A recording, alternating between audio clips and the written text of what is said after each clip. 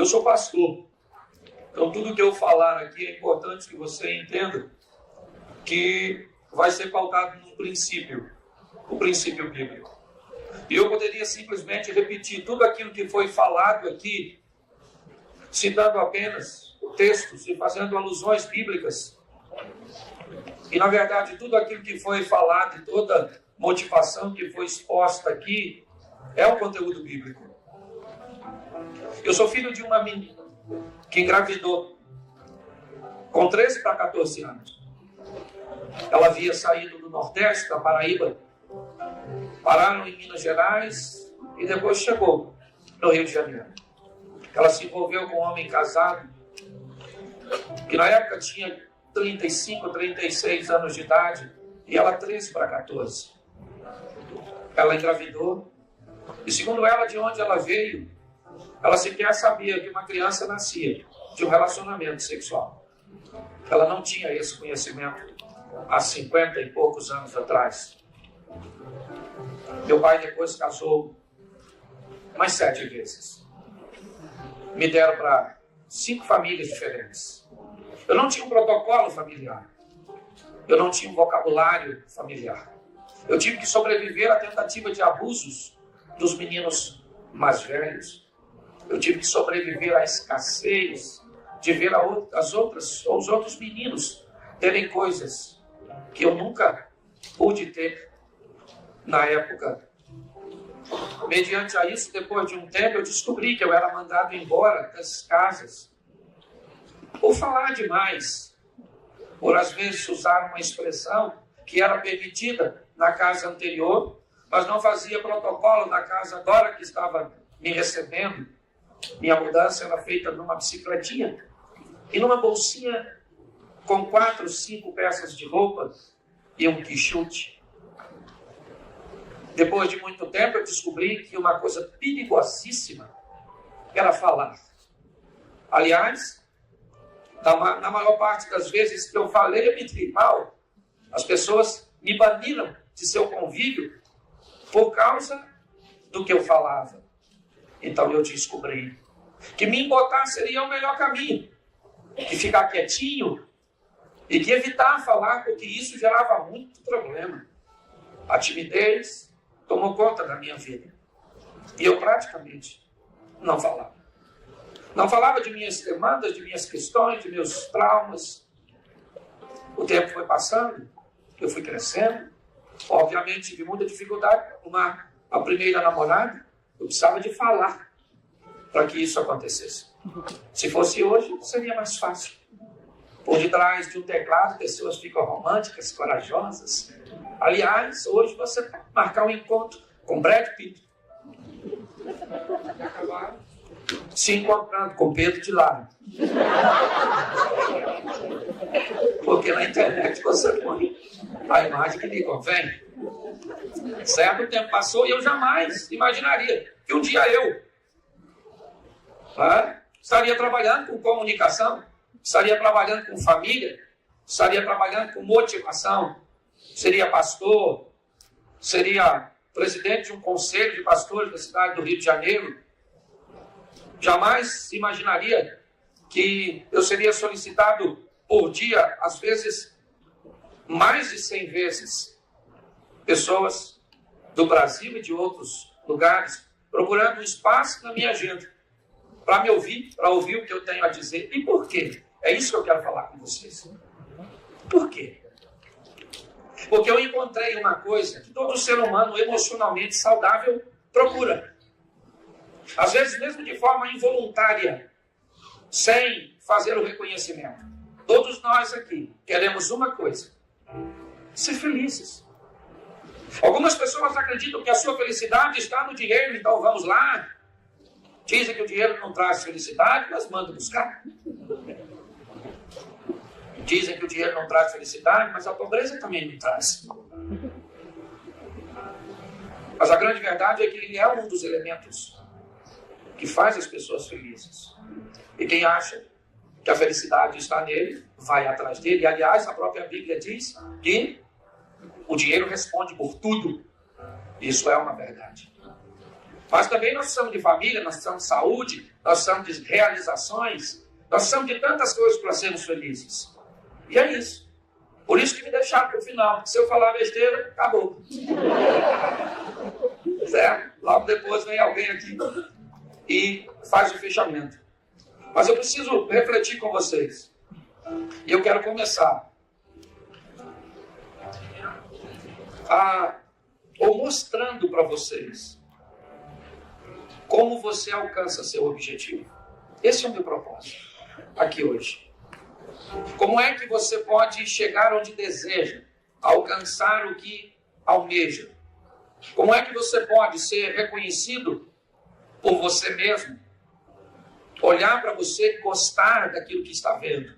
Ter uma autoimagem, uma autoestima clara a seu respeito. Como é que você procura ser visto pelas outras pessoas, olhando como um case de sucesso, como alguém que conseguiu romper, vencer, ultrapassar seus desafios? Como eu disse, eu sou pastor.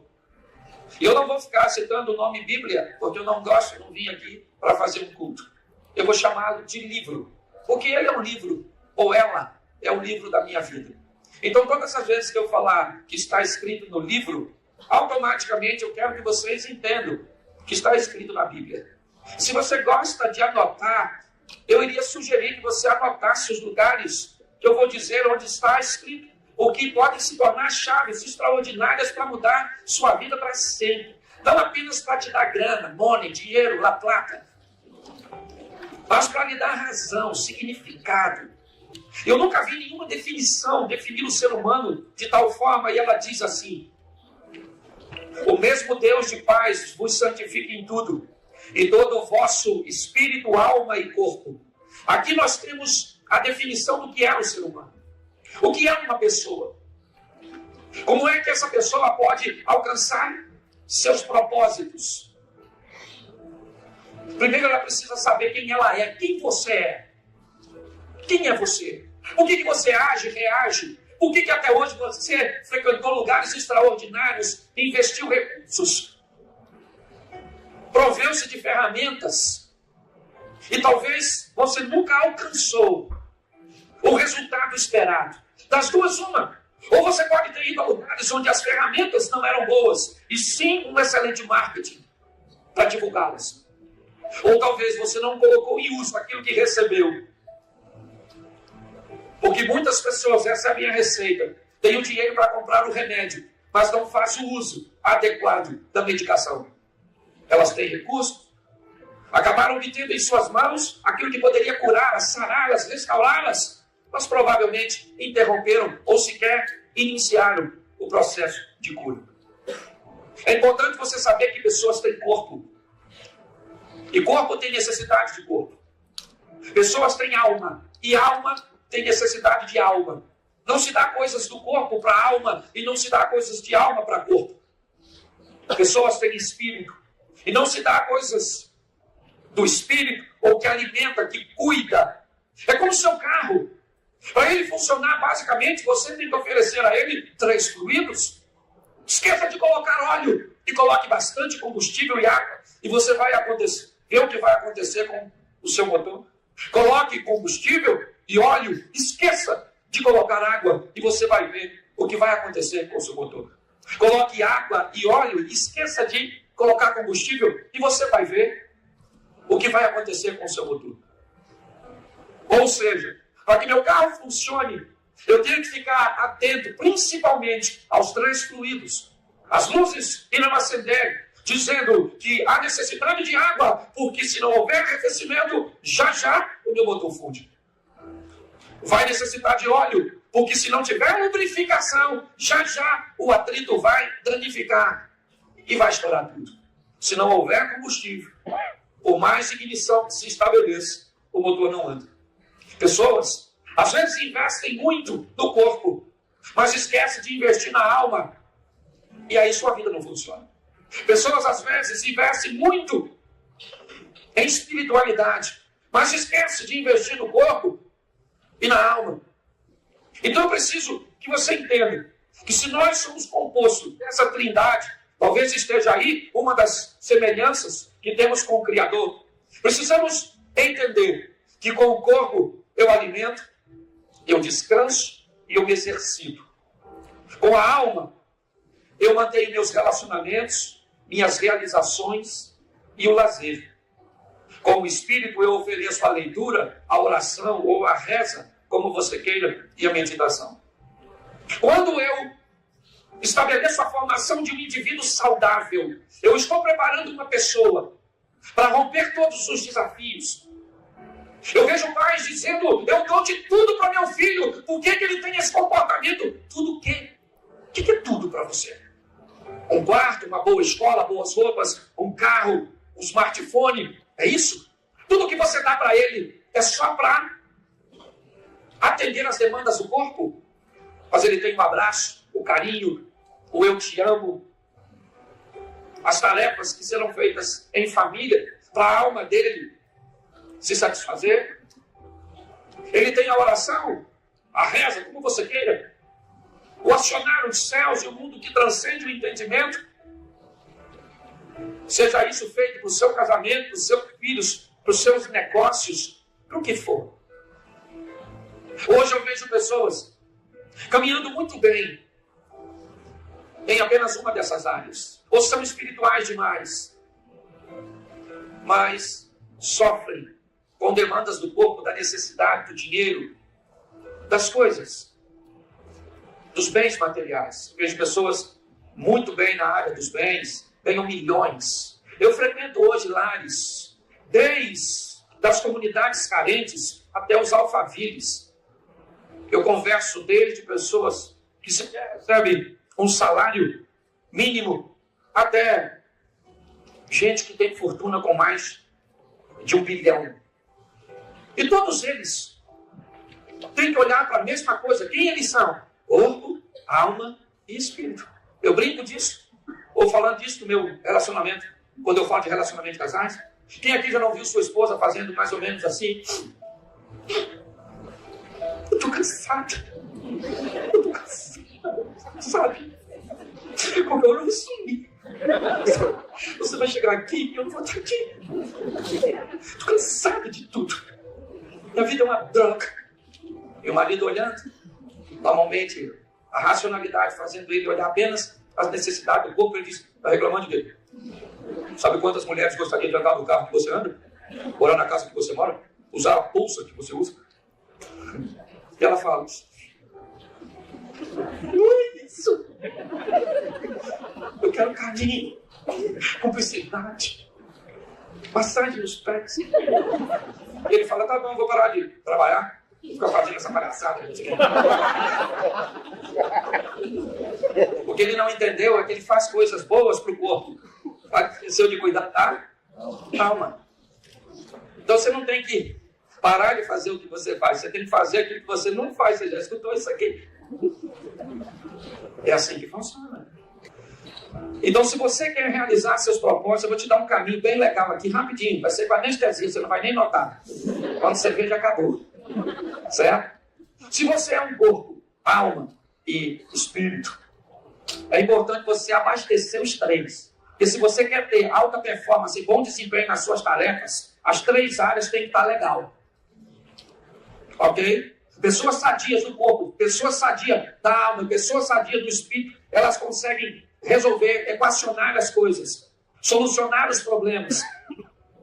Então a primeira coisa, se você quer alcançar seus propósitos, se você quer entrar num ambiente de transformação, realmente, para alcançar seus objetivos, seja alguém saudável, a primeira coisa. Segundo, lá no livro, também tem um livro de um indivíduo chamado Jó, que é conhecido como o cara da paciência. E tem um textozinho no capítulo 42, verso 2, que eu uso praticamente o tempo inteiro. Ele diz assim, bem sei que tudo podes, e que nenhum dos teus planos podem ser frustrados. Eu descobri aqui que Deus é todo poderoso, mas faz planos. Ele traça um caminho. Ele estabeleceu um planejamento para tudo que vai fazer. E hoje eu vejo pessoas que querem alcançar seus propósitos, mas não têm um planejamento. As pessoas, elas parecem que Tudo vai acontecer num passo de mágica. Então não vem fazer treinamento, procura o gênio da lâmpada. Esfrega e pede. Se você quer realizar, meu filho, isso vai envolver trabalho, dedicação, aprendizado. Você vai ter que ser. Quem aqui já apertou um parafuso com a faca? Levanta a mão. Só tem louco. Faca é para apertar parafuso? E por que você fez isso? Porque era a ferramenta que você tinha? A mão. Foi feito com a precisão necessária, sim ou não? Não. Provavelmente você acabou causando danos na ponta da faca e na cabeça do parafuso. E provavelmente gastou mais esforços do que dever. Então, ferramentas certas podem ser extraordinárias, só precisam ser usadas. Mas qual é o planejamento que você tem para isso? Tem uma história de um rei que eu gosto muito também no livro. Ele faz algumas perguntas de outra forma, mas a primeira, onde eu estou? Onde eu estou? Por quê? Porque quando eu perguntar para mim mesmo onde eu estou, a segunda pergunta, ela vai surgir. Eu quero estar aqui? É um lugar, eu estou onde eu gostaria de estar? Eu faço o que eu gostaria de fazer? É uma pergunta excelente. Onde é que eu estou? Se eu estou onde eu quero, aprenda a ter satisfação. Esteja satisfeito. Porém, esteja incomodado. Aprenda isso. Eu estou satisfeito de onde eu estou. Eu tenho um nível de satisfação. Mas ainda não é o total. Eu ainda quero mais. Porque todas as vezes que você ouvir alguém dizer para você, fique satisfeito com aquilo que você já tem, é melhor você deixar essa pessoa para trás, porque ela já passou. Está na hora de você ir para a próxima pessoa. Aquela que diz, seja feliz com o que tem, mas fique satisfeito. Ou seja, queira ir para a próxima fase da sua vida, daquilo que Deus tem para você, daquilo que você almeja. Onde eu estou? É onde eu quero estar? Então talvez eu tenha que fazer uma manutenção para continuar ali. Ou então, se eu respondi não, onde eu estou? Eu não estou onde eu quero. Então tá bom. Então vamos fazer a seguinte pergunta para mim e para você. Por que é que eu estou onde eu não quero? Quem é que me trouxe para cá? Quem me trouxe para esse casamento? Quem me trouxe para essa empresa? Quem me trouxe para essa família? Quem me trouxe para essa sociedade? Por que é que eu estou num lugar que eu não quero estar? Quem foi que me conduziu até ali? Foi Deus. Vamos botar as coisas no mundo espiritual. Não, quem foi? Foi o Satanás, o diabo. Quem foi? Foi o governo. Quem foi? Foi meus pais. Não, queridos. Existe uma parte da sua vida que se você não fizer, ninguém vai fazer. A sua. Ela é sua. Por que é que eu estou onde eu estou? Ou eu estou onde não quero. Então, beleza. Eu estou onde eu não quero. Então, por que é que eu estou aqui? O que foi que me trouxe para cá? Você não consegue responder nem isso. Como é que você estabelece planos para sair? Talvez o que você tem feito é buscar uma adaptação para estar onde não quer. Não busque se adaptar para estar onde você não quer. Aprenda a descobrir por que é que você está vivendo uma vida que não quer viver. Beleza? Eu já tenho 2 perguntas respondidas. Onde eu estou? Bom, eu estou aqui. É o lugar que eu quero estar? Não. Por que é que eu estou aqui? Bom, eu estou aqui. O texto que eu usei do livro, ele diz porque nós fizemos coisas erradas. A geração que veio antes de nós. Hoje pessoas vivem desníveis e sempre viveram. Alguém compra carro mais cedo que o outro. Alguém estuda num colégio melhor do que o outro. Alguém faz coisas que parecem que há uma injustiça no mundo. E o que as pessoas chamam de injustiça são ações que aqueles que vieram antes de nós tomaram. Porque se o meu pai foi mais coerente com a vida, geriu melhor a vida dele, provavelmente ele tornou mais fácil a minha. Se o seu pai cometeu erros, provavelmente ele dificultou mais sua vida. E quando chega agora, Parece que é um desnível. Mas não, às vezes o seu avô fez o que o meu não fez. O seu pai fez o que o meu não fez. Então você tem uma vida mais fácil do que a minha. Porque alguém tomou decisões assertivas antes. Mas que dane-se isso. Porque chegou a minha hora de viver. Chegou o meu momento de viver. Então se alguém não fez, eu vou mudar o futuro dos meus filhos, dos meus netos. Porque tem que começar por alguém. Então você precisa entender por que eu estou aqui. Talvez pelo erro dos outros, pela indisciplina dos outros. Mas aí vem a perguntinha, a terceira, para onde eu quero ir? Lembra de Alice no País das Maravilhas? Para quem sabe, ou para quem não sabe para onde quer ir, qualquer caminho serve. Para onde você quer ir? Onde você deseja estar? Onde você se vê daqui a 6 meses, depois de um treinamento como esse, daqui a 1 ano? Não pode ser no mesmo lugar, porque senão não valeu a pena você estar aqui. O que você veio fazer aqui, se numa proposta de transformação, transformatória, você não definiu para onde você quer ir? Qual é o seu número hoje? Qual é o número que você deseja encontrar amanhã? O que você faz hoje? É aquilo que você planeja fazer amanhã. Planos. É isso. Se Deus é Deus e faz planos, eu e você também temos que ter. Porque senão... E agora que eu já sei que eu estou onde não quero, que eu já descobri por que é que eu estou aqui, que provavelmente é negligência, que eu já disse para mim mesmo para onde eu quero ir, como eu pretendo chegar lá? Aprenda uma coisa. Enquanto não couber na sua mente, não vai vir para a sua mão. Antes de chegar na mão, tem que chegar aqui. Sua mente precisa mudar. O livro está escrito: transformai-vos pela renovação da vossa mente, para que você descubra qual é a boa, perfeita e agradável vontade de Deus. No que depender de Deus, você não vai vencer. Se tem alguém que estava fazendo assim... Esse alguém era Deus. Vai, vença. Ele diz: eu pensei, os pensamentos que você tem a respeito de você mesmo são pensamentos de paz e não de mal. Eu sei o fim que você idealiza para você, e eu estou a fim de trabalhar com você para o fim que você quer ter. Só está muito difícil, porque você está sabotando o negócio. Porque eu aprendi, eu sou pastor. A gente fala na igreja: você vai vencer. Você fala: você vai vencer. Aí o pessoal fala: eu vou vencer. Vou vencer. Eu vou vencer. Vou vencer. Acabou. Aí vão embora para casa. Vou vencer. Aí chega em casa, janta, toma banho. Aí fala: eu vou vencer, mano. Vou vencer. Aí dorme de manhã. Rapaz, eu tenho que vencer. Rapaz, não dá pra perder mais não. Quero meu dia. Gente, não posso perder não. Final do dia seguinte, a pergunta é: eu vou vencer?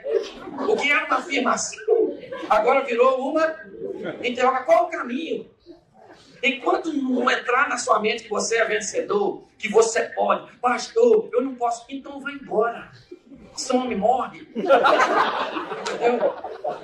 Porque se a gente está falando que você vai vencer, você vai falar: pastor, nossa, nem sei o que eu vim fazer aqui. Eu sei, ver os outros vencer.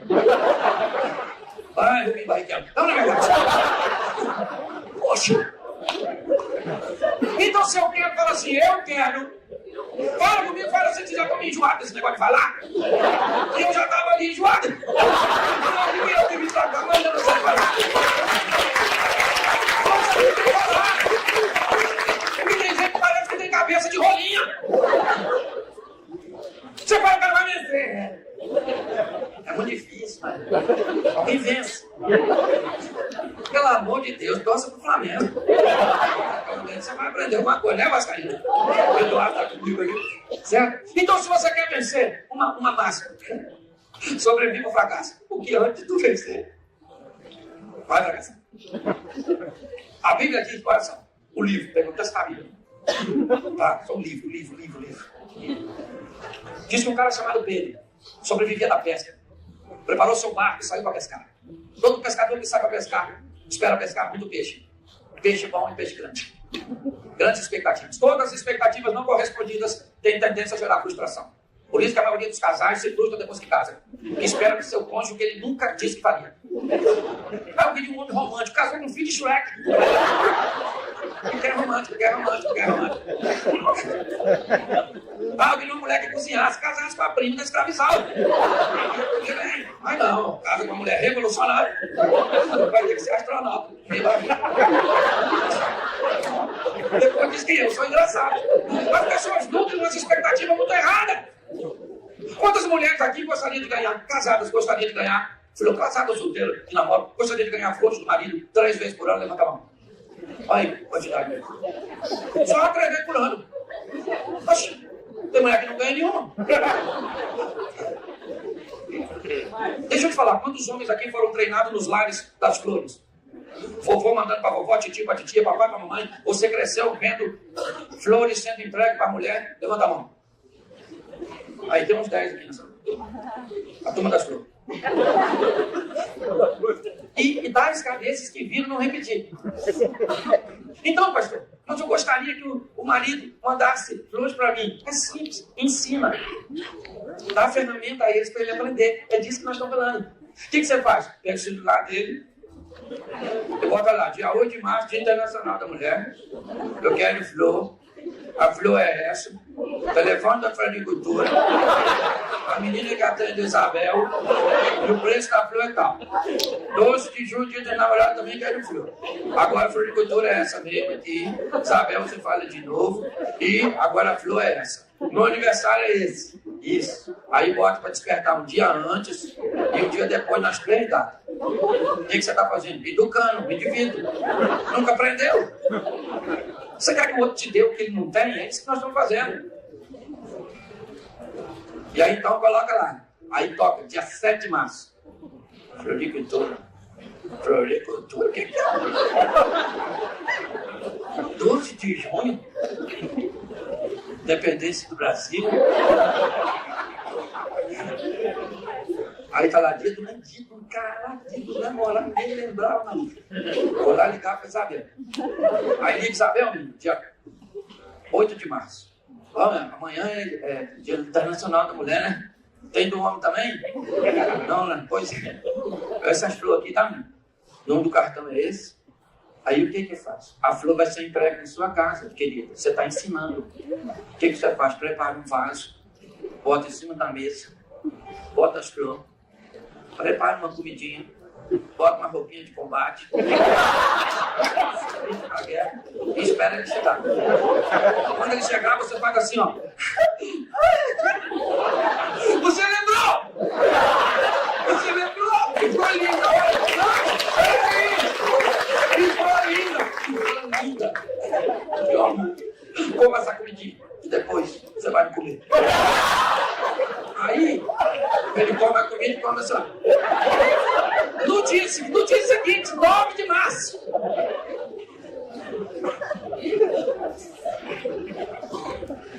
Isabel, o negócio de flor é bom, hein?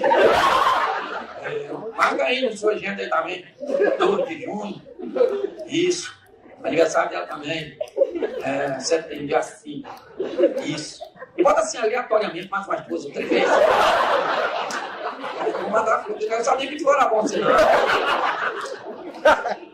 O que é isso? Treinando equipe. É o resultado extraordinário. Hoje, o que eu vejo? Gente, você está rindo de você mesmo. É só trocar a área. Presta atenção. Frustração. Preparado para o fracasso. O texto diz que ele está lá esperando que vai ser uma noite extraordinária. Uma semana extraordinária, um mês extraordinário, um dia extraordinário, eu não sei. Eu só sei que pela manhã esse camarada chamado Pedro olha para seu barco e o que ele vê é um barco vazio, redes sujas. E agora ele fracassou. Mas Jesus vai entrar no barco dele? Claro que vai. Por quê? Porque ele está lavando suas redes. A mensagem que ele está dizendo é: Essa noite eu não peguei nada. Foi frustrante, foi decepcionante. O resultado não foi o que eu esperava. Mas eu vou lavar minhas redes, porque na próxima noite eu saio de novo para pescar. Se você não for resiliente, se você não for capaz de sobreviver os fracassos, o que você vai fazer depois de um dia ruim? Como é que vai ser? Sabe uma carta do livro, lá em Apocalipse, no capítulo 2, diz: lembra de onde caíste? Descubra o motivo pelo qual você não teve êxito. Veja o que te paralisou, o que te neutralizou. Corrija a postura, corrija comportamento. Aprenda que tem gente que faz parte de sua agenda, mas não deve fazer parte de seu destino. Ande com um sonhador. Porque quando você conta com alguém que não sonha, que quer comprar uma Ferrari, rapaz, meu sonho é ter uma Ferrari vermelhinha. Sabe quando custa uma Ferrari? E eu fui beber a Ferrari. Tu sabe quando é um seguro tua Ferrari? Pronto, desanimou você. Você quer ter agora um Velotrol. Agora, quando você quer ter uma Ferrari para um sonhador, você está falando, eu quero uma Ferrari, e o sonhador fica assim, ó. O que ele quer? Que você cabe. Para ele cortar o sonho dele. Aí você fala, não vai Ferrari não. O negócio é Lamborghini. Quero uma Lamborghini extraordinária. Tu tem que se misturar. Gente, não dá mais tempo para viver com gente ruim. E se tem uma coisa que tem nesse mundo, é gente ruim. Eu vou falar para você, tem umas pessoas que eu não recomendo nem pro diabo para levar para o inferno. O diabo fala, recomenda fulano, eu falo, melhor deixar para lá, hein? Isso vai causar problema na sua equipe. Então entenda, você quer alcançar seu propósito, também aprenda, mas está preparado para o fracasso, gente. Vamos aqui para nós adiantar? Aprenda uma coisa, o possível não é o melhor. Ah, eu faço o possível. Você tem que fazer o melhor. Não o possível, é o melhor. Tudo aquilo, está lá no livro, tudo aquilo que vier à sua mão para fazer, faça conforme toda a sua força, porque depois da sepultura que você morrer, não tem mais nada. Ou seja, faça o melhor, não é o possível. Eu subo, você acha que para mim é fácil? Fácil para mim, ela está diante da igreja. Ah, irmãos, falam amém. É o meu ambiente de conforto. Vim para cá depois dessa turma toda que falou, minhas perninhas estavam tremendo ali, ó. Fui no banheiro, 6 vezes depois que eu estou aqui. Nervoso até o talo. Que se dando nervoso, fala pro nervoso, fica quieto aí. Às vezes a gente engana, é assim mesmo. Mas eu venho aqui para fazer o meu melhor, a minha melhor performance. Quantas vezes eu já fui para stand-up? Eu também sou humorista, se você não sabe. Você deve ter pensado, nossa, achei que era só isso que você fazia. Entendeu? Mas eu sou pastor, humorista, empresário, palestrante, sou pai, sou filho, sou marido. Isso aí é mais filho. Aprenda uma coisa. Faça eu quero viver com a minha mulher de tal maneira que se eu morrer, eu vou lascar a vida do futuro marido dela. Pelo menos 3 vezes por dia ela vai falar o Cláudio. Que Deus tem. Eu vou. Mas eu lasco o próximo. Faça o melhor. Você já ouviu isso aqui. Enquanto você for seu próprio patrão, você está lascado, não trabalha com os outros não, meu filho. Trabalha para você. Ah, mas se eles não me reconhecerem, Deus te reconhece e muda você de lugar. Ele é justo. Faça o que ele falou. Ele falou, tudo que vier à sua mão, faça com tudo. Você tem que ter a criatividade. Falei para os meninos ali, o cara comprou um cavalo por 300 reais. Olha que vendedor extraordinário. Comprou um cavalo por 300 reais. Mas ele não podia levar o cavalo lá, o pasto dele. Porque ainda estava fazendo uma estrutura do acerto. Falou com ele, falou, você pode deixar aí. E eu busco daqui a 15 dias. O cara falou, beleza. 15 dias depois, ele voltou para buscar o cavalo. O cara disse, não tenho notícia boa para te dar não, o cavalo morreu essa noite. O cara falou, mas como morreu? Morreu. Vocês foi cobra, não sei o que foi, está lá estirado. Então eu quero meu dinheiro de volta. Ele falou, seu dinheiro de volta nada. Você comprou, não levou porque não quis. Estou te fazendo um favor. O cara falou, então manda botar o cavalo morto em cima da minha carroça que eu vou vender. O cara falou, você vai vender o cavalo morto? O cavalo não é meu? Eu tenho que te dar satisfação, vou vender o cavalo e pronto, acabou. Bota o cavalo lá, botou o cavalo lá, não entendeu nada, o cavalo estava meio duro, em cima da carroça, levou. O meio depois encontrou com o camarada e falou, e aí rapaz, falou, tudo bem. E o cavalo? Ele falou, vendi. Vendeu o cavalo morto, eu fiz uma rifa. 100 números, R$5. Ele falou, ninguém reclamou, ele falou, só o cara que ganhou, eu que não ganhei.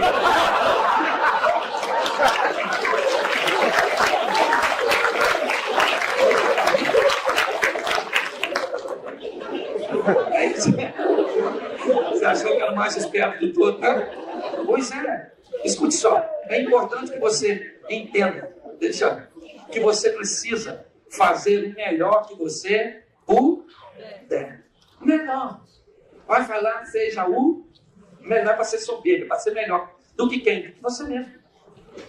Ele está ouvindo isso o tempo inteiro, né? Seja uma versão melhor de si mesmo. Quem aqui é evangélico, frequenta a igreja evangélica, levanta a mão. Isso aí. Presta atenção. Você conhece bastante pastor, não conhece? Quem é que prega, que você conhece? Fala aí o nome de 3 no Brasil que prega do jeito que eu prego. Pode falar o nome aí agora. Ó, falou um. Fala mais um. Brasil inteiro eu tenho um concorrente até agora. Você consegue entender? Charles, mas Charles é da Luz da Vida. O Lucinho, olha lá, outros. Tudo concorrente. David Leonardo. Mas não prega brincando. Não estou falando de pastor, estou falando de humor. Então você vai fazer que ele faça o melhor, seja o melhor marido, o melhor pai, o melhor filho, o melhor colaborador. Você tem que ser bom naquilo que você faz. Bom. Lá no livro está escrito que um cara tem um problema.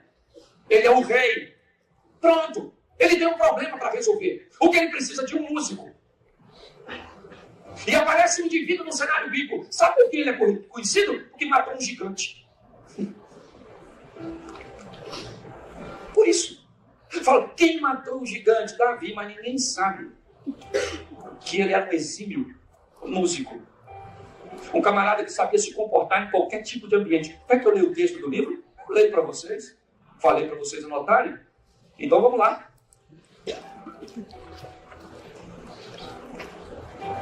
Então disse Saul aos seus servos, buscai um homem que toque bem e traze.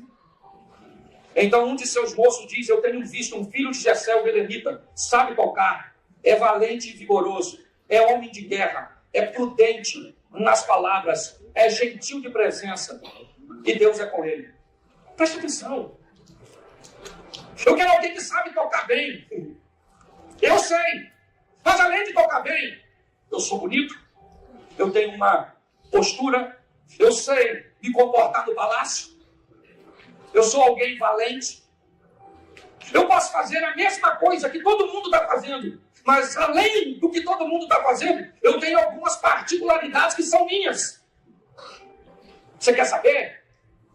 Quando esse rapaz foi enfrentar o gigante, o que o rei disse que daria ao indivíduo que matasse o gigante é, primeiro, ficaria rico, segundo, casaria com a filha do rei, terceiro, a casa dele não teria impostos.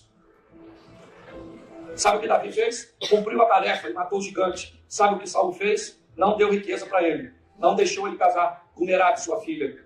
E nem deixou sua casa livre de impostos. É isso que você quer? Dizer para mim que não vale a pena fazer o melhor porque alguém pode não te reconhecer? Pois bem, ele se tornou um dos homens mais ricos e pai de um dos homens mais ricos que pisou nessa terra, seu filho, Salomão. Imposto, ele não precisa mais pagar, porque o monarca agora é ele. Todo mundo paga imposto para ele.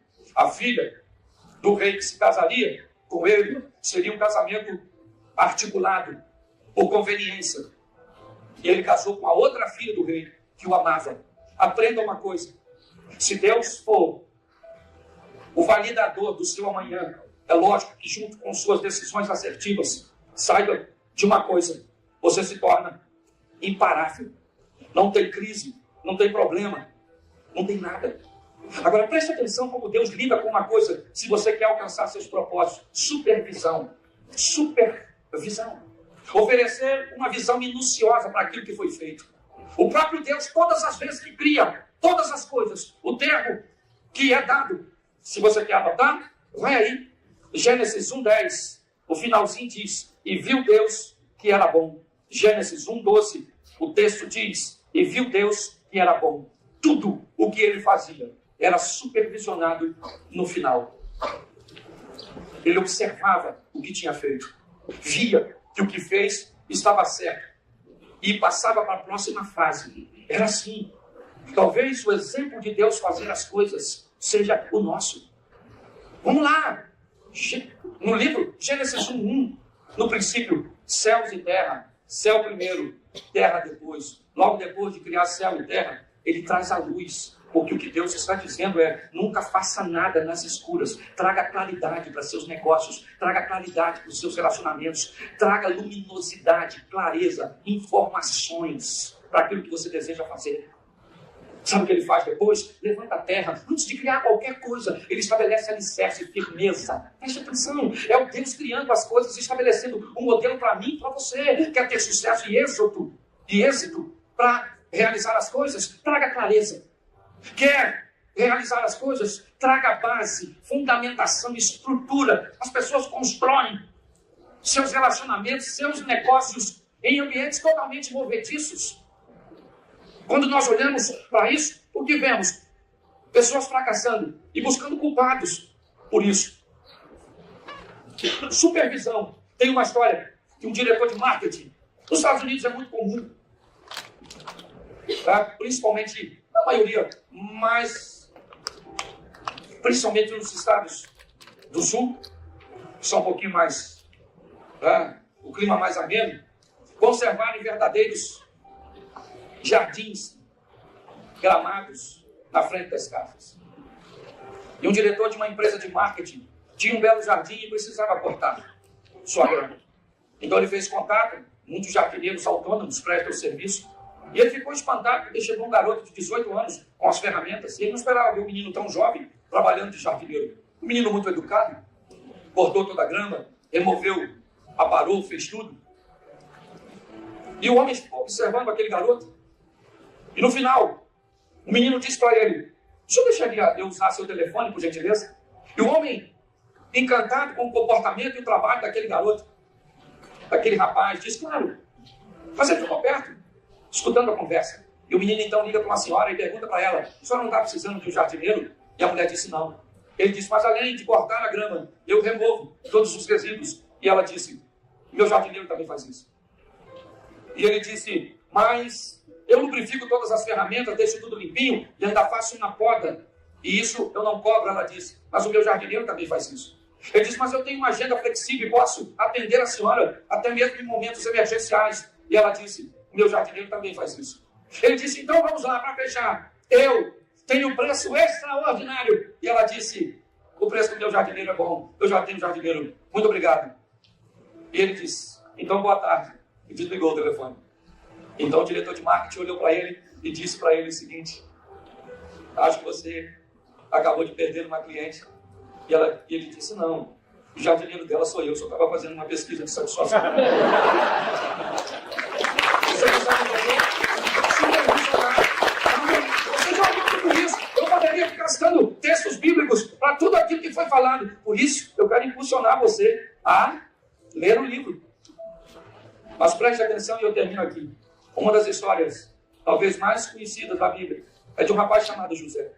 Porque aprenda uma coisa, na vida, ou você vem para resolver problema ou para criar.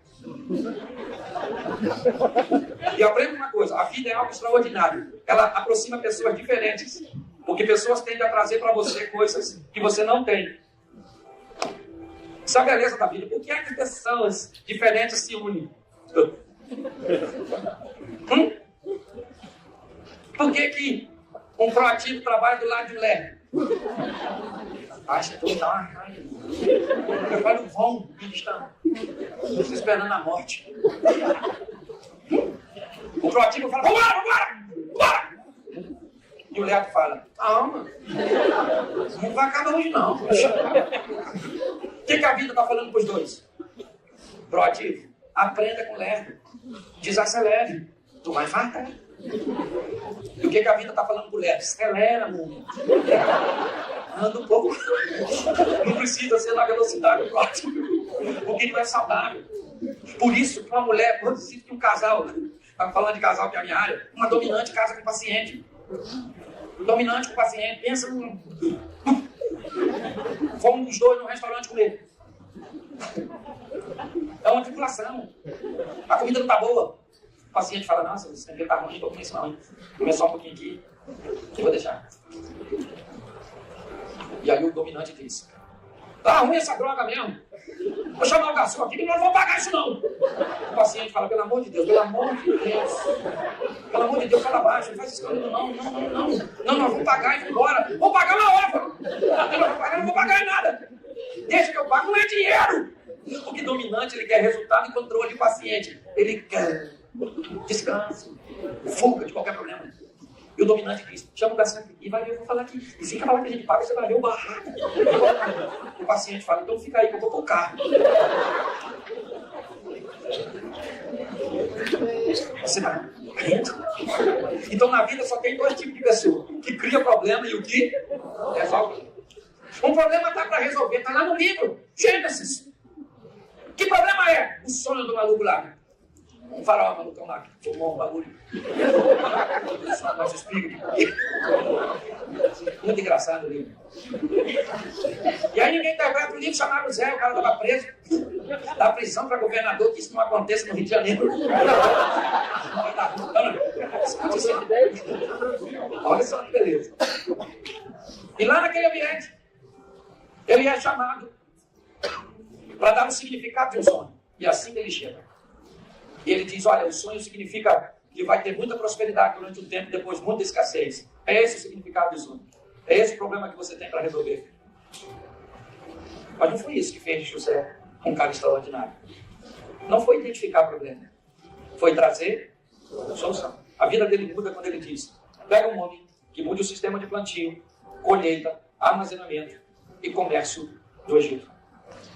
Porque se houver a transformação nessas áreas, você não apenas vai sobreviver à crise, como vai crescer, como nunca cresceu no meio da crise. Arruma um homem, o faraó falou, um homem. Que homem nós estamos vendo aqui? O Zé. Porque presta atenção, tem gente que na empresa às vezes fala assim, eu sei tudo de errado que acontece aqui. Nossa, você sabe tudo. Mas tu não? Tu tem que trazer soluto. É assim que funciona. Está tudo no livro, gente. O pastor só veio aqui mandar a gente ler o livro? Sim. A Bíblia? Não. O livro.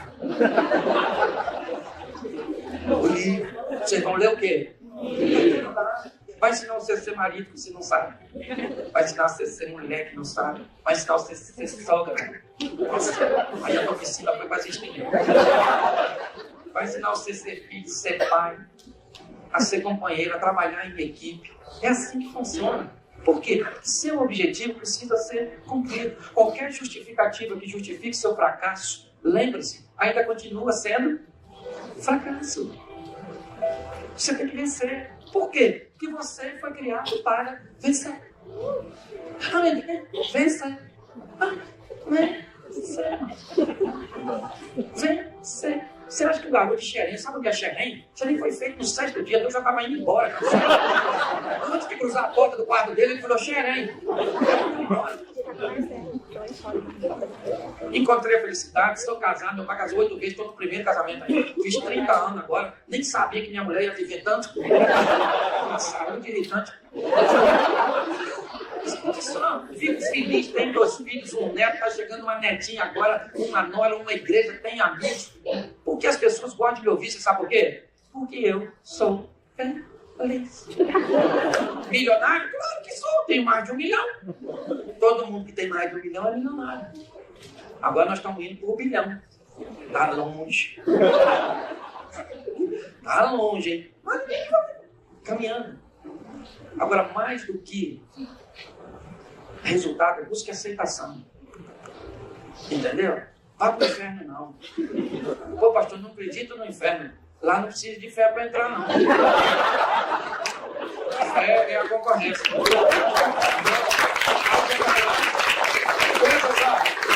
Alguém jogando, falta 2 minutos ali, velho. Aqui é bom o sapão aqui. Ah, vem aqui falar. Estou falando tanto, gente, eu prego um monte de dias, cheguei em casa, olhei para minha mulher e falei, abre sua Bíblia, Mateus capítulo 5. Ela falou, Cláudio, você está em casa. Eu falei, então vamos só cantar um hino para acabar. Você gosta, né? Você tem que sair daqui, não. Ter essas ferramentas, certo? Onde você foi? Eu fui numa transformatória. Nunca tinha ouvido falar nisso. Transformatória. Isso faz o que com a gente? Transforma a gente. Falei, então eu tô dentro. Então sai daqui para vencer. Vença seus traumas, seus medos, suas preocupações, as palavras negativas. Ah, mas eu não venço porque eu fui abandonada. Cinderela. Ah, perguntar outra. Mas eu não venço porque eu não tenho recursos. Eu não venço porque eu venço. Pronto, acabou. Sai daqui para vencer. Você ainda vai encontrar comigo e vai falar, pastor, eu fui naquele treinamento lá e minha vida mudou. Da água para o vinho, meu casamento mudou tudo. Pronto, acabou. Por que mudou? Porque você quis que mudasse. É assim que funciona. Então eu queria que você ficasse de pé. Eu sei que não é culto, mas eu vou terminar o coração. E se você não gostar, dane-se. O microfone está na minha mão, eu olho e acabou. Nossa, vai fazer uma grande diferença se você não gostar. Eu vou orando e você fala, não recebo, nada disso. Não sai disso. Olha como é que você nem resolveu o seu problema e você está rindo tanto, meu Deus. Que ambiente de felicidade. A quase não vai tirar a oferta, né, irmão? Vocês gostam da bagunça, né? Feche seus olhos com todo respeito, independente da religião que você professa. Todos nós acreditamos em Deus. Pai, muito obrigado pela oportunidade de fazer parte disso. Quer fazer parte da mudança da história de tantas pessoas. Gente que já tentou tantas vezes e não conseguiu, mas hoje a chave virou. Hoje o ambiente, Pai, está diferente. A tua presença é sentida nesse lugar. Eu quero abençoar cada família, cada lar, as agências que devolvem o colaborador usado, depois de usado, a família, a casa, aquele local onde reabastecemos as nossas baterias. Toma, ó Deus, toda a frustração, toda a tentativa que não deu certo. As redes são lavadas nesta noite, porque nós vamos pescar de novo. Nós não somos aqueles que apenas identificam problemas, nós somos aqueles que trazem a solução. Muito obrigado, Senhor. Quero te agradecer. Eu tenho aprendido que o crescimento individual é totalmente pertinente, mas o foco sempre é o coletivo. É o reino, o povo, a igreja, as pessoas. Abençoa os nossos irmãos. Eu te agradeço por tudo. E que o livro, fala comigo, o livro. Isso. Faça parte de nossa história. Te damos graças por tudo. Em nome de Jesus. Você pode dizer amém? Amém. Muito obrigado. Deus. Gente, como pastor, o grande desafio, pelo menos é o que eu sinto, é fazer com que as pessoas transformem conhecimento em prática. E a minha proposta hoje é trazer para você uma visão de plenitude. Ok? Por quê? Porque na maioria das vezes eu estou vendo pessoas caminhando na extremidade. No mundo onde ser pleno parece basicamente impossível, eu queria trazer essa temática hoje, plenitude, para que você consiga fazer uma leitura mais real.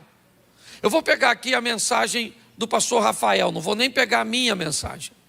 As duas últimas mensagens do pastor Rafael, aparentemente parecem se contradizer. Eu não sei se você reparou, mas na primeira mensagem, ele enaltece muitas vezes o comprometimento que nós precisamos ter com a nossa vida e a maturidade que precisamos ter, principalmente com as coisas materiais, evitando uma espiritualidade que seja uma espiritualidade infantil. Ele fez até algumas brincadeiras, certo? Na última mensagem de quarta-feira, ele enalteceu de uma forma belíssima, certo? A nossa espiritualidade. Foi um negócio extraordinário a maneira que ele conduziu a mensagem dele. Porém, algumas pessoas quando olham para isso, Parece que há uma contradição, mas na verdade uma mensagem completa a outra. E o que nós queremos é fazer com que a igreja caminhe no pleno. Pastor, o que é plenitude? Bom, a definição de plenitude é algo que seja completo, é algo que seja inteiro, ok? Não perfeito, não é isso. Para que você consiga entender isso, primeiro, você precisa entender que a mentalidade do completo inicial, ela é uma mentalidade totalmente errada. Algumas pessoas têm muita dificuldade de crescer na vida, de avançar, porque elas esperam um ambiente de segurança, onde antes de tomar ou de dar o primeiro passo, ela consiga obter todas as respostas, todas as garantias de que vai dar certo. E pessoas que esperam por esse ambiente, normalmente, elas não vão longe, porque a construção e a revelação, elas acontecem no caminho. Abraão sai da sua terra e da sua parentela e vai para uma terra que eu te mostrarei. O que há é apenas o início de uma revelação. Mas Abraão vai aprendendo as lições de ter conduzido Ló, as lições de ter entrado no Egito, as lições de ter ouvido Sara e se deitado com a egípcia Agar.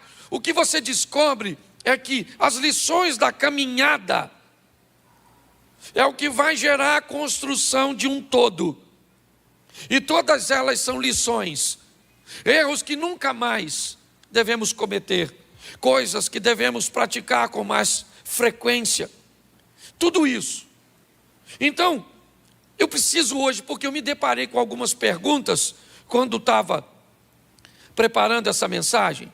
Quem já ouviu a frase que me parece que modelou, estagnou a mentalidade, talvez, do brasileiro em geral?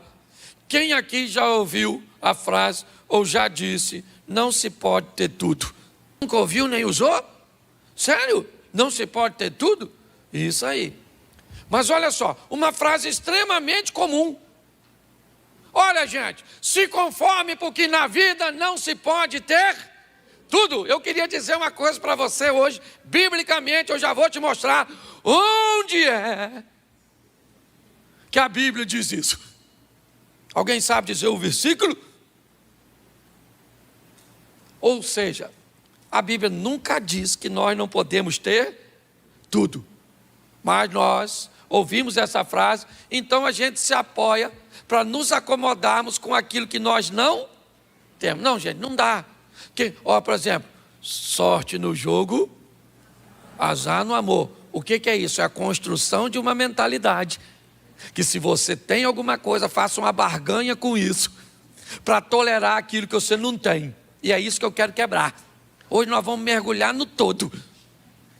Pastor, isso não é assim, soberba?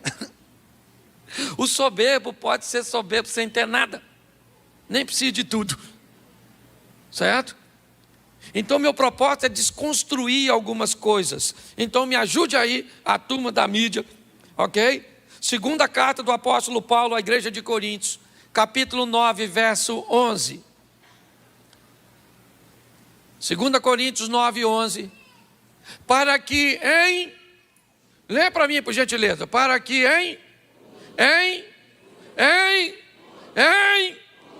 enriqueçais para toda a beneficência, a qual faz que por nós se deem graças a... Seja rico de... Então a Bíblia está dizendo que você pode ter tudo, sim ou não? Sim ou não? Pois é.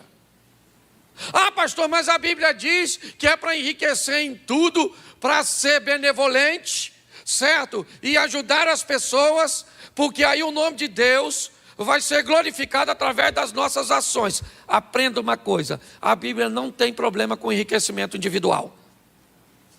Não tem. Pessoas na sua individualidade podem ser altamente ricos, certo? Pode ter dinheiro pra caramba. Só que você precisa entender uma coisa: a visão de Deus sempre foi coletiva. É reino, igreja, povo, nação, não tem problema. Mas eu quero que você entenda que a carta está sendo escrita e ela diz, o apóstolo Paulo está dizendo que é para que nós sejamos ricos em tudo. Ah, pastor, mas você não acha que dinheiro faz algumas pessoas se perder? Vou tratar disso mais à frente. Só estou achando que nós estamos vivendo num ambiente de injustiça. Estamos punindo o equilibrado por causa do desequilibrado. Estamos fazendo com pessoas que sabem administrar bem sua vida, ok? Que o que ela tem não a transforma em outra pessoa, por causa de algumas pessoas que não sabem ter. Então, meu propósito aqui hoje é trazer você para o equilíbrio, fazer com que você olhe para uma ótica diferente. Então, só vou te mostrar texto que fala de fartura. 2 Samuel, capítulo 12, verso 8. 2 Samuel 12, 8. Coloca para mim. E te dei a casa de teu senhor, as mulheres de teu senhor em teu seio, e também te dei a casa de Israel e de Judá. E se isso é pouco, mas te acrescentaria tais e tais coisas. Isso é Deus conversando com Davi. Deus está dizendo para Davi: Davi, eu te dei muito. Eu te dei muito dinheiro, eu te dei muito poder, eu te dei muitos soldados, eu te dei muitas mulheres, eu te dei tudo. Mas se você achasse que isso fosse pouco, eu ainda te daria mais, uma visão de abundância. Deus não proíbe ninguém de ter fartura, de ser farto, de ser próspero. O que nós precisamos entender é que plenitude, e você já vai entender o que eu quero, né? É ter princípios e valores e controles para balancear aquilo que está chegando em doses, muitas vezes, extremamente elevadas. Pessoas muitas vezes que recebem um nível de fama alto. Tem algum problema em ser famoso? Não. Mas quando essa fama vem numa dose muito alta, esse indivíduo, se ele quer ser pleno, ele tem que preparar outra área da vida dele para fazer com que ela cresça, para balancear com a fama. Senão ele fica soberbo, acha que é um artista, começa a tratar as pessoas de qualquer jeito. Me parece que é por causa dessa deficiência de controle de algumas pessoas que nós acabamos nos acomodando, achando que ter muito, que enriquecer, que receber coisas em diversas áreas, porque aqui nós não estamos falando apenas de riquezas. Te dei a casa de teu senhor, te dei as mulheres, certo? Te dei Israel e Judá, e se isso fosse pouco, eu te dei vitória sobre o gigante. Quanto ele gastou ou ganhou com aquilo? Nada, porque nem o prêmio que ele ia ganhar para matar o gigante, ele ganhou. Quando olhamos para isso, o que eu quero que você veja é a visão da magnitude do que Deus quer fazer na sua vida. Eu chego na casa de pessoas, não faz sentido as pessoas viverem daquele jeito. Sentido. Se comportarem daquela maneira, tomar aquele tipo de decisão, ter aquele tipo de vocabulário, não cabe. Mas quando nós vamos olhar para as pessoas, elas se escondem atrás de um ambiente de humildade, de um ambiente de desapego a coisas materiais. Ou seja, elas ficam com medo. Tem gente que tem medo de prosperar porque acha que a prosperidade pode levá-la para o inferno. É isso que eu quero destruir hoje da sua mente. Eu quero que você saia daqui rico. Posso ouvir um amém? Isso, e rico em todas as áreas, não apenas financeira, mas também financeira também. Também financeira. Lucas 6,38. Coloca para mim, Lucas 6,38. Essa aí também é legal. Lucas 6. Dai e ser-vos-á. Ser-vos-á? De que? Olha o texto, é mais ou menos assim. Deus está dizendo: seja fiel a mim, e eu vou devolver para você. Sabe o que eu vou dar para você? A mesma coisa que você me deu, é isso que o texto diz? Olha como é que eu vou dar para você. Dai e ser-vos-á dado, boa medida, recalcada, sacudida e transbordante vos darão. Porque com a mesma medida com que medirdes, também vos medirão de novo. Preste atenção, porque aqui é algo que está voltando para você. É Deus dizendo, mande para mim, que eu devolvo a você, numa dimensão muito maior, de cuja qual você me mandou. O que é isso? Uma visão de expansão, uma visão de crescimento, ok? Então, pautado nesses 3 textos, eu quero que você entenda que 2 Coríntios 9:11 diz que você tem que ser rico em tudo. Fala tudo. Isso. Você tem que ter dinheiro, saúde, um bom casamento, um bom emprego, uma boa vida com Deus. Beleza. É tudo. Eu nunca fiz pipa. Tive habilidade para fazer pipa, porque eu não sabia fazer vareta. Às vezes eu botava mais cola de um lado que do outro. Todas as vezes que eu ia botar minha pipa no alto, miserável. Aí eu tinha que ficar fazendo força. E aí infeliz para lá. O que eu descobri que tem gente igualzinho eu, só que não faz com a pipa, faz com a vida. Parece que caminha só num lugar. É para ganhar dinheiro, ele ganha.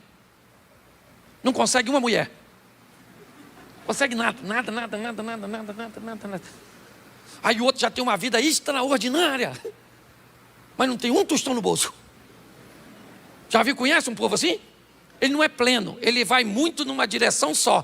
O propósito nosso aqui hoje é fazer você, tu vai ser espiritual, é isso aí, maluco.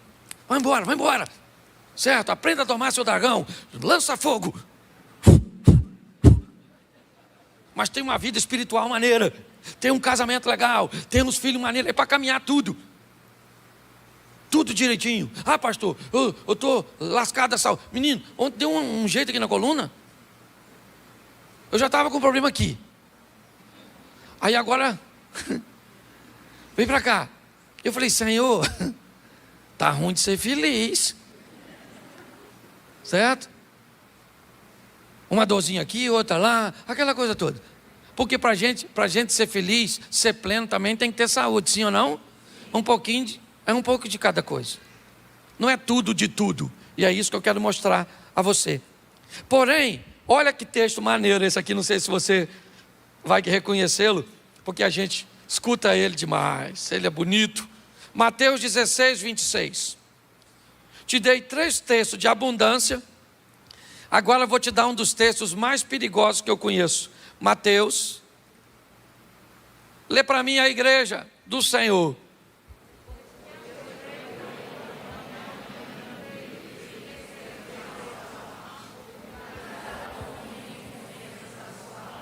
Presta atenção. Pois que aproveita o homem ganhar o mundo inteiro e perder a sua? Essa frase, normalmente, ela é dita por quem não está a fim de vencer. Primeiro que eles tiram o ponto de interrogação e bota de afirmação. O texto está dizendo assim, gente, se você ganhar o mundo, você perde a alma. É isso que essa frase está dizendo? Ela é um questionamento. Ela está fazendo só uma pergunta. E está assim de gente usando essa frase na sua vida como afirmação. O texto só está perguntando a você: o que adianta você, o homem, ganhar o mundo inteiro e perder a sua? Mas esse texto não está dizendo, pelo amor de Deus, de que para ganhar o mundo tem que vender a alma. Ah, eu não quero ganhar dinheiro não. Mais fácil é entrar um camelo num furo de uma agulha. E por favor, pare de caçar outra agulha que não seja aquela de cozer. Camelo e agulha é camelo. E agulha é agulha. Porque tem gente que quer aumentar o tamanho da agulha. Agulha é uma passagem que tem num canto. Não é passagem droga nenhuma. Agulha é agulha. Pastor, mas então olha quanta dificuldade. Isso é Lucas 18, porque Lucas 19, Jesus entra na casa de um rico e diz: hoje veio salvação a esta casa. Então o problema não é o dinheiro, é o coração de quem vai ter. Ah, pastor, eu não sei ter dinheiro que eu vou me perder. Então não tenha, pobre. Anota meu Pix. Porque eu sei ter dinheiro. Quem sabe ter dinheiro aqui e ter vida com Deus? Oh! Eu não quero ter nada de bom porque eu me perco. Lasque-se você então. Mas não pega o equilibrado que sabe ter e andar na presença do Senhor e diz que ele não pode ter nada. Porque quem não pode ter, fica querendo privar a gente de ter. Esse dia um infeliz, só falando assim, o culto também virou desabafo. Eu gravo uma live, apareço com um relógio, o cara posta assim: precisava de aparecer com um relógio que vale um apartamento? Menino, o senhor estava presente quando eu comprei. O senhor sabe que eu não vou mentir. O relógio custou R$79 em Manaus.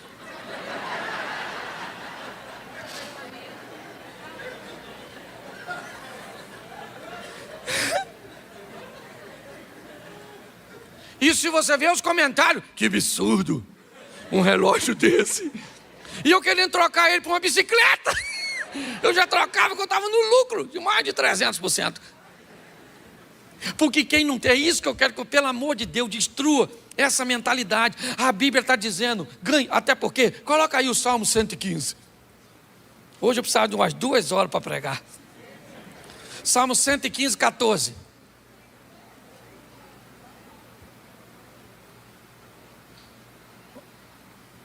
É porque o Salmo 115 é muito longo.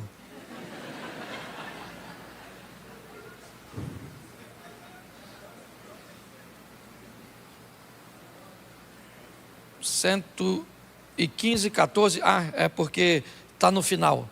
Olha só. O Senhor vos aumentará cada vez mais. O Senhor vai fazer o quê? Se o Senhor vai me fazer crescer. Isso, cada vez mais. A você e aos seus. Olha só. Bota o versículo seguinte.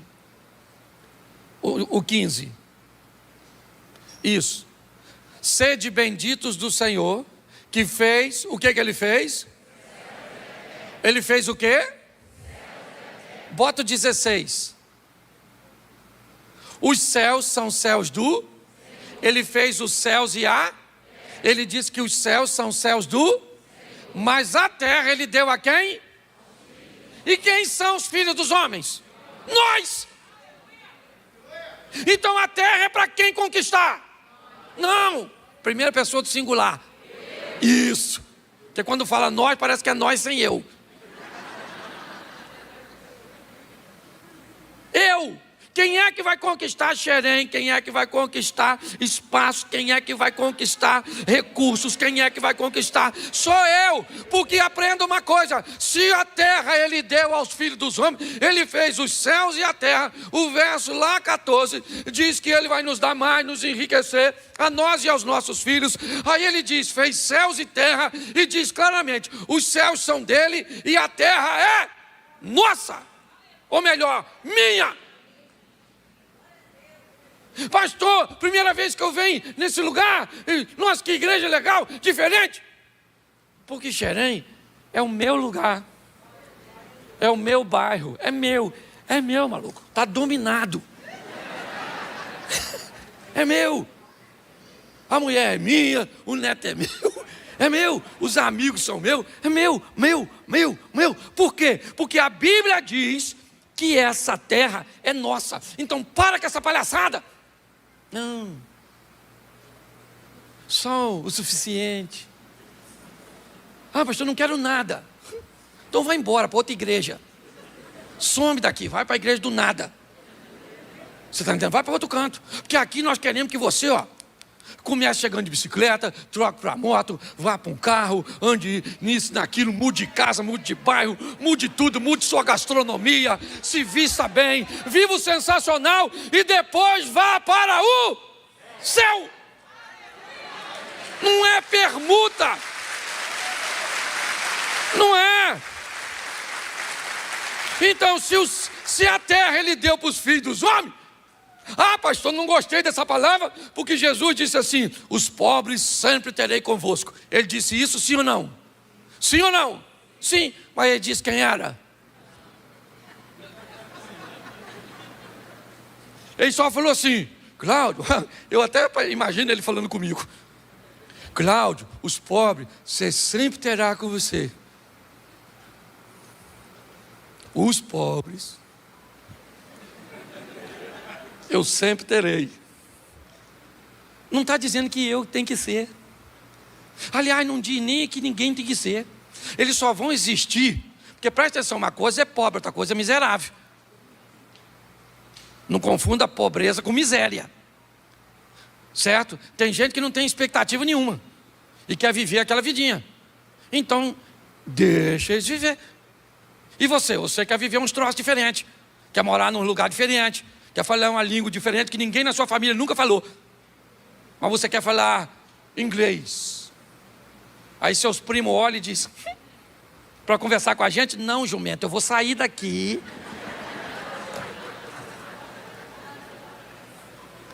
Sabe? Eu vou morar em outro lugar, não é você. Você só é uma parte da minha vida, você não é meu fim. Tem uns parentes que dá vontade de não falar, tem ou não tem? Isso. Então preste atenção. O que a Bíblia está dizendo é: tenha sem perder o equilíbrio. É só isso. Ok? Mas qual é o problema? Nós estamos privando os equilibrados por causa dos desequilibrados. Aí a gente começa a falar mentira. Você quer ver? Eu vou dar um exemplo que vai bagunçar, mas eu vou falar, talvez eu até me bagunce, mas eu vou falar. Beber é pecado? Sim ou não? Sim ou não? Se eu falar que é, eu estou cometendo mentira. Mas por que eu falo que é? Ou porque muitas vezes pessoas falam que é? Porque tem gente que se aproximar perto desse troço, acaba a vida, família, é porta de entrada para as drogas, violência doméstica, leva o dinheiro da pessoa, é um troço dos infernos. Sim ou não? Sim ou não? Mas tem gente que sabe usar? Sim ou não? Sim. Mas por causa dos desequilibrados, nós punimos todo mundo. É esse desequilíbrio que me incomoda no discurso. Porque segundo a Bíblia diz, eu fui chamado para a libertação e não para ser prisioneiro de um texto dominador. Eu tenho que pregar a verdade. Você quer saber? Eu perdi 2 irmãos por causa de bebida. Você quer saber se eu bebo? Não. Você quer saber se eu recomendo bebida para você? Não recomendo. Mas eu não posso vir aqui e determinar uma coisa para a sua vida que a Bíblia não. Pastor, mas tudo me é lícito, mas nem tudo me. Beleza, gente. Mas tem gente que vai fazer uso e nunca vai ter problema. Tem ou não tem? Porque vai ser pontual. Às vezes o cara vai numa cantina italiana comer uma massa para comemorar o dia do seu aniversário de casamento. Aí ele toma uma taça de vinho com a sua esposa. Eu vou vir aqui para o púlpito e dizer: você vai para o inferno, miserável, com vinho, tomando um drink com Satanás. Não, mas sabe qual é o problema? Porque olha só como é que o desequilíbrio. Aí é desequilíbrio. Aí o cara abre, sabe o que ele faz? O pastor falou que pode, que agora os pinguços já estão dando. Ele vai esperar a boca secar para tomar cachaça pura, é ou não é verdade? Aí ele vai, bebe, tira uma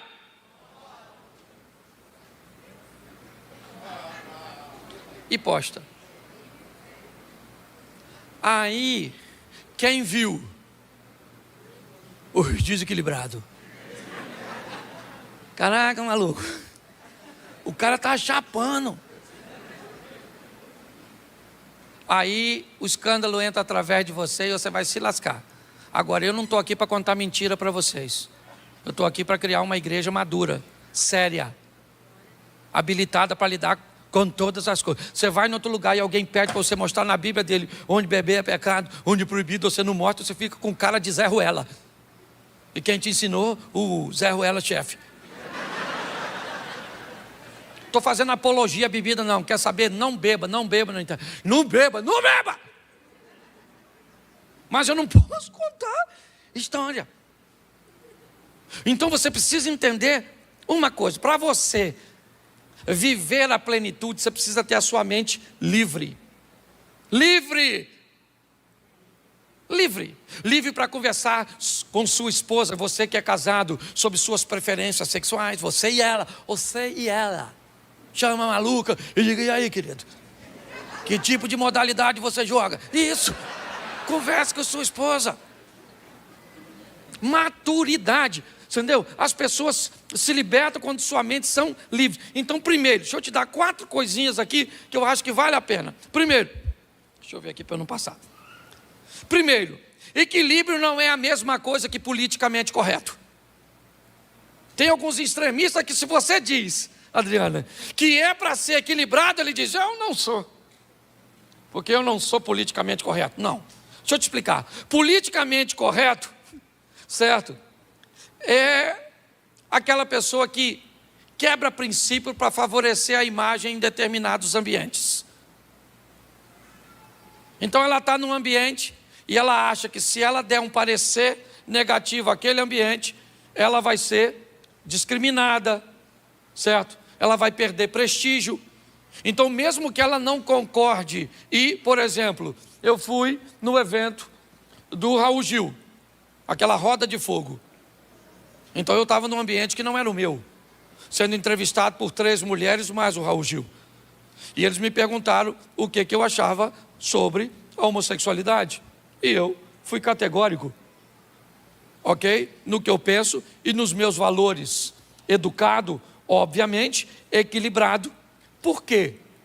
Porque preste atenção, equilíbrio ao contrário de politicamente correto, você mantém o princípio para a realização pessoal. Enquanto o politicamente correto abre mão do princípio para manter a imagem, o equilibrado, ele mantém o princípio para a realização pessoal e não coletiva. Não é para todo mundo concordar comigo, é simplesmente para eu defender aquilo que eu acredito. Então, se você não tiver essa posição do que eu creio e aprender a expor na sua família, na sua sala de aula, no seu trabalho, em qualquer lugar, o posicionamento que defenda a sua realização pessoal, você não consegue ter êxito. Porque você fica com medo das pessoas dizer que você é preconceituoso, que você é retrógrado, que você é marxista, que você é isso, que você é aquilo, ok? Então, entenda que equilíbrio não é ser politicamente correto. É se posicionar com respeito, defendendo o princípio da sua realização pessoal. É assim que funciona. Segunda coisa, aprenda que nesse ambiente, né, onde nós estamos sendo treinados, o sistema não é compensatório. Porque hoje eu estou vendo muita gente agindo como se fosse assim. Como se houvesse uma compensação, é aquilo que eu digo. Eu deixo de ter dinheiro para ser salvo, porque se eu tiver uma coisa, eu abro mão de usar um brinco. Por quê? Porque eu faço uma fofoca. Mas aí eu compenso. Eu traio a minha esposa, mas eu dou dízimo. Não há sistema compensatório aqui não, querido. O que há é arrependimento, conversão, transformação. É assim que funciona. O sistema aqui não é compensatório. Então não pensa que você vai fazer alguma coisa. Porque é que eu nunca subi. A turma sabe, nunca. O Zia caminha comigo. Nunca perguntei quem é dizimista, quem não é, o que dizima, o que faz. Eu não sou fiscal da Receita do Céu. Para mim não interessa Desde que todos passam aquela porta por ali, dali para dentro, minha esposa é minha ovelha, meu filho é minha ovelha, meu neto é minha ovelha. Se você é empresário, se você dá R$ 5 de dízimo, ou se você dá 50 mil, para mim é a mesma coisa. Não tem esse negócio comigo. Aqui o sistema não é compensatório, não bote isso na sua cabeça, não. Ah não, eu vou fazer uma ação social aqui, porque eu dei um deslize ali, para dar uma compensada. Não funciona. Ok? Para ter uma coisa, eu não preciso abrir mão de outra. O que eu tenho que ter é vida com Deus. Terceiro, você precisa saber, se você quer ser pleno, precisa saber qual é a sua medida. Porque se você não souber a sua medida, você nunca vai ser pleno. Você sabe por quê? Porque sempre vai ter gente que tem mais que você. Então qual é a sua medida? Esse dia eu estava num evento de caras milionários. Talvez o que tinha menos dinheiro tinha mais de 100 milhões. E o alvo deles era ser bilionário, igual a alguns camaradas que estavam lá. Aí eu pergunto a você, qual é o desafio disso? A ausência de entender qual é a sua medida. Parece que tem pessoas que funcionam como aquela bruxinha, como é que é da Branca de Neve? Não, a Branca de Neve é a maçã que come. Aquela do espelho. Espelho, espelho meu. Cinderela. Qual é o problema das pessoas? Espelho, espelho meu. Existe alguém que tem mais dinheiro do que eu? Existe alguém que mora numa casa melhor que a minha? Enquanto você não souber a sua medida, e esse é um problema sério, porque hoje, se você descobre a sua medida e vai para o meio de pessoas que não têm a maturidade para entender a deles, vão dizer que você estagnou. Você não pode estar satisfeito com o que você tem. Esse é o grande desafio. A plenitude, o que ela faz? Ela me faz ter o entendimento de que eu tenho a minha medida. E pronto. A minha medida. Ela é minha. Não interessa. Vou contar um exemplo para vocês. Ontem eu estava fazendo um serviço, um amigo me emprestou uma máquina, e eu estava fazendo um serviço limpando um lago. E aí o rapaz da máquina me disse, eu todo sujo dentro do lago, cheio de barro. Ele me diz assim, pastor, o óleo diesel da máquina está acabando. Eu falei, meu Deus, mas você me avisa agora, os meninos tudo dentro do lago, e eu todo sujo, do lado de fora, de bermuda, de chapéu, de palha, de imundo. O único carro que tinha para ir é uma picapezinha que eu tenho, uma Fiatzinha, mas pensa, não fecha o vidro, não... Pensa numa Fiat toda bagunçada, que eles usam para trabalhar lá. E quem é que vai comprar o óleo diesel? O Cláudio. Vai eu, de chinelo, todo rasgado, sujo, naquela picape, sem o cano de descarga, não funciona. E vai eu. Parei no posto de gasolina, virei atração. Mas não era... Aí eu parei, aí a moça falou assim, o senhor tirou uma foto comigo? Eu falei, vamos registrar a vergonha. Vamos embora, vem e tira a foto comigo. E eu nitidamente, eu vi pessoas desdenhando de um cara que estava todo sujo, num carro velho, porque tinha uma máquina abrindo um buraco. E aí me desculpe, porque eu preciso dizer, e você sabe que eu não sou soberbo, porque tinha uma máquina terminando de limpar um buraco para eu andar de jet ski. Sabe por quê? Porque não interessa o que as pessoas pensam a seu respeito. Você tem que saber quem você é. Porque se você quiser a aprovação de todo mundo, você vai se perder nessa vida.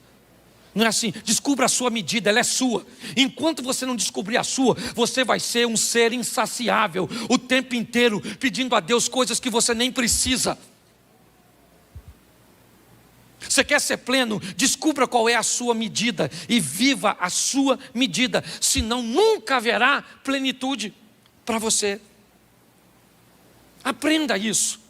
Quarto, Nunca perca o foco, nem negligencie os limites. Se você vai ter, aprenda algumas perguntinhas que seria muito importante você colocar na sua vida para que ela possa andar. Primeira, quantos dos seus problemas tem você como causa?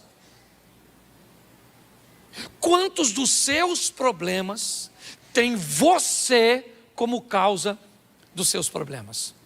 Segunda pergunta, quantos dos seus problemas, agora aqui, são causados por gestões ou gestão errada?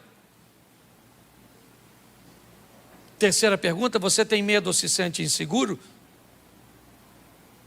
Talvez você tenha medo de você mesmo, de tantas decisões incorretas que você tomou. Porque na maioria das vezes, os problemas que você tem são você, ou é você que causou. Eu peguei um texto e termino aqui. Segundo o livro dos Reis, capítulo 4, verso 1. Preste atenção aqui, porque eu acho que vale a pena você olhar esse texto por esse prisma que eu quero te mostrar. E uma mulher, das mulheres dos filhos dos profetas, clamou a Eliseu dizendo: meu marido, teu servo, morreu. Tu sabes que teu servo temia o Senhor. Beleza. Esse cara era um cara legal e um servo de Deus. Mas aqui demonstra que apesar de ser um homem espiritual e servo de Deus, e veio o credor para levar meus 2 filhos para serem seus servos, esse camarada aqui morreu e deixou a família numa fria, porque não aprendeu a ter gestão nessa terra. Esse é um tipo de problema. Esse é um tipo de problema. Bota o verso 14 desse mesmo texto, 4,14. Então disse ele: que se há de fazer, pois por ela? E Geazi disse: ora, ela não tem filho, e seu marido é velho. Presta atenção, 2 problemas. Colocaria um minúsculo e outro maiúsculo. Bom, essa mulher tem um problema, qual é? Seu esposo já é avançado, ela tem uma esterilidade, beleza, ela não pode gerar filhos. Esse é o problema dela. A outra mulher, o marido morreu e ela tem uma dívida para pagar.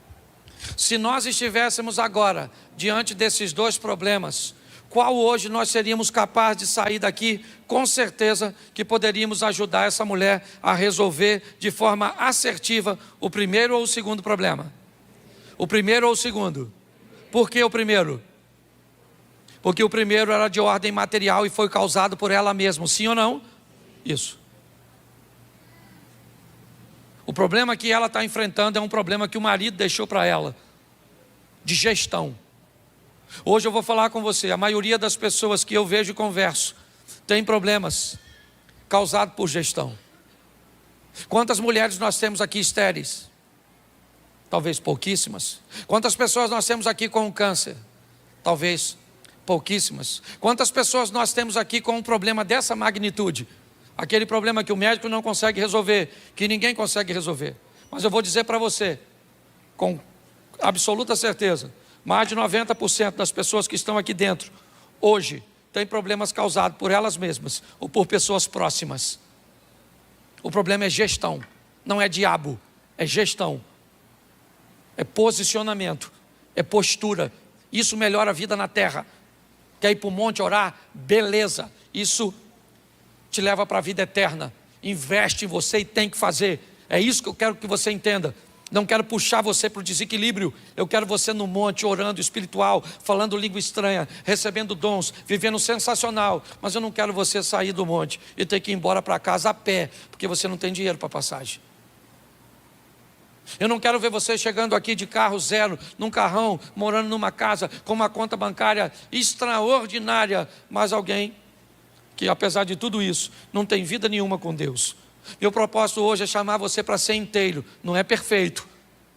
Plenitude não é perfeição, é viver num ambiente inteiro. Para isso, você precisa de 6 áreas que eu considero: saúde, plenitude; família, plenitude; fé, plenitude; dinheiro, plenitude; vida amorosa, plenitude; realização coletiva, fazer algo para os outros.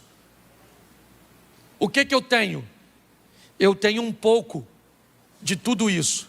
Porque tendo um pouco de tudo, eu tenho tudo.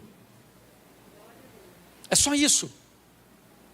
O grande problema é que eu não posso ter aqui um pouco de 3 e me faltar 2. Não sou pleno. Hoje, quando eu olho para a minha vida, é isso que eu vejo. O que eu tenho? Um pouco de saúde. Não falei de minhas dores, foi por isso que eu falei. Certo? O que eu tenho hoje? Um pouco de família. Minha família é muito pequena. Eu tenho 2 irmãos, 3 irmãos, na verdade, um por parte de mãe e 2 por parte de pai, minha mãe e algumas primas. Mas tenho uma família, né? Tenho meus filhos e minha turminha. Hoje eu tenho minha vida e minha caminhada de fé, que já está indo para 32 anos de equilíbrio. Tem gente, sabe, a Nailda caminha comigo aqui, né? Mais ou menos 30 anos, ela e o esposo. E o que acontece? Sabe, é sempre isso aqui, dinheiro. Eu nunca fui pobre demais e nunca fui rico demais. Minha vida amorosa, estou aí casado com a mulher, 30 anos de casado, 2 filhos, louvado seja o Senhor que me deu essa dona, casaria com ela de novo, vivo uma vida extraordinária, perfeita não, extraordinária, realização coletiva. Olha aí a igreja, os projetos, as pessoas que a gente pode abençoar, é ter um pouco de tudo.